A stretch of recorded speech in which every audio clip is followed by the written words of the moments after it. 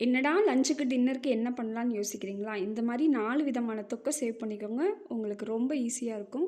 நான் 2 கைப்பிடி அளவு கருவேப்பில கழுவி காய வச்சு எடுத்து வச்சிருக்கேன். வரமல்லி, வெந்தயம், கடுகு, வத்தல் எல்லாத்தையும் வந்து பொன்னிறமா வறுத்து எடுத்துக்கலாம். மிக்ஸியில பவுட்ரு பண்ணிருங்க லைட்டா.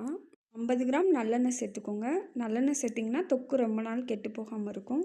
நம்ம ஃப்ரெஷ் கருவேப்பிலைய நல்லா பொன்னிறமா கலர் சேஞ்ச் ஆகுற வரைக்கும் வறுத்து எடுத்துக்கலாம். அதோட ஒரு லெமன் சைஸ் புளியையும் சேர்த்து வறுத்து எடுத்துக்கோங்க. மறுபடியும் 50 கிராம் ஆயில் சேர்த்துக்கலாம். கடுகு, கடலைப்பருப்பு, வத்தல் 3யும் சேர்த்துக்கலாம். கடலைப்பருப்பு கோல்டன் ப்ரௌன் ஆனதுக்கப்புறமா நம்ம அரைச்சி வச்ச பொடியை சேர்த்துடலாம். நெக்ஸ்ட்டு லைட்டாக தண்ணீர் விட்டு அரைச்ச கருவேப்பிலை புளி பேஸ்ட்டை சேர்த்துடலாம். நாட்டு சக்கரை, பெருங்காயம், காஷ்மீரி வத்தல் சேர்த்துட்டு உப்பையும் தேவையான அளவு சேர்த்து எண்ணெய் பிரிகிற அளவு சுருள சுருள வதக்கி எடுத்திங்கன்னா தொக்கு ரெடிங்க. சேம் மெத்தடு சேம் மெஷர்மெண்ட்டில் நான் 4 விதமான தொக்கு பண்ணியிருக்கேன். நீங்களும் ட்ரை பண்ணி சேவ் பண்ணி பாருங்கள். தேங்க்யூ.